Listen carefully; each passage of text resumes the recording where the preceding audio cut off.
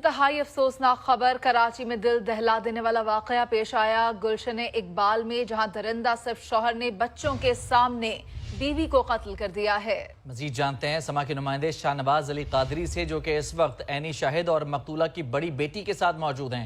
शाहनवाज, बहुत ही अफसोसनाक ये वाकया, क्या तफसीलात हैं, क्या कहना है उस बच्ची का जिसने तमाम तर वाकया अपनी आंखों से देखा?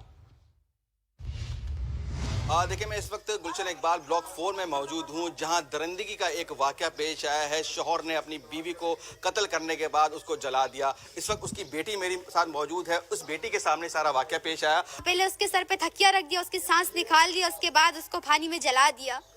तो आप लोगों ने रोकने की कोशिश नहीं की? हमने रोकने की बहुत कोशिश की, तुम लोग हमें हमारा इस कमरे में बंद कर दिया था।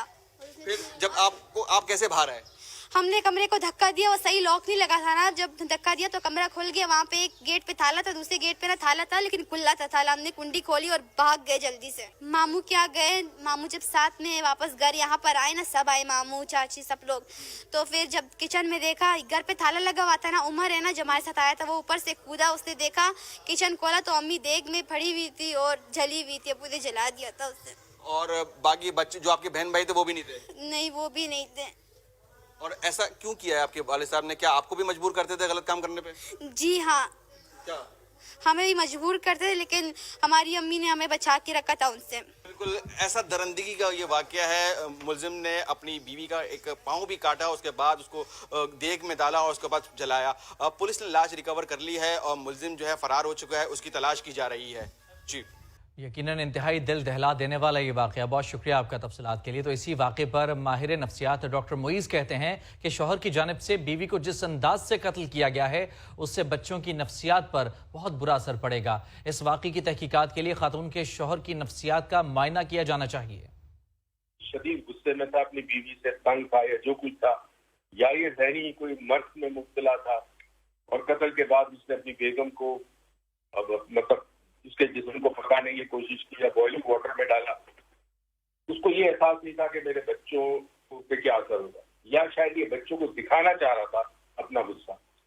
ये तो अमल उसने कर चुका है, मगर अब जो बच्चों पे असर होगा वो ये होगा कि बच्चा एक ट्रॉमेटाइज हो गए, जितने बच्चे थे उसके, और वो ट्रॉमा रिलीज नहीं होगा, यानी आसानी से रिलीज नहीं होगा। तो बात बड़ी खतरनाक है। उम्मीद करते हैं कि इनके बच्चों को माहिर नफ्सियात के पास ले जाके इसके इस चीज को ठीक कराया जाए और इस शख्स का नफ्सियाती मायना कराया जाए।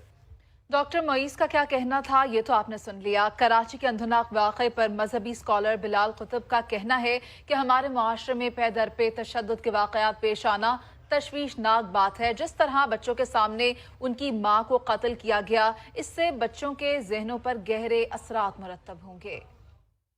अरे वाक़े के दरमियान बाकी सारी दुनिया जो थी, क्या वो गायब थी, सो रही थी, या बच्चों का शोर नहीं किसी ने सुना, या बच्चों ने शोर नहीं डाला? तो इस वाक़े के पीछे कुछ और तहकीकात भी होनी चाहिए। लेकिन मेरे ख्याल में इससे ज्यादा अहम बात यह है कि पाकिस्तान वाहिद मुल्क है, अगर मैं गलत नहीं हूँ और मेरे मुंह में खाक, जहाँ पे ये वाक़यात बार बार और रेपिटेशन के साथ हो रहे हैं। इन 6 के 6 बच्चों में से कोई एक भी ऐसा बच्चा नहीं है जो अपनी आइंदा आने वाली जिंदगी किसी सूरत में भी नॉर्मल इंसान, मर्द या औरत की तरह गुजार सके। इनको सिर्फ एक रहाइश और एक छत नहीं बच्चों को चाहिए, नानी दादी या हुकूमत का सरकारी अदारा नहीं चाहिए।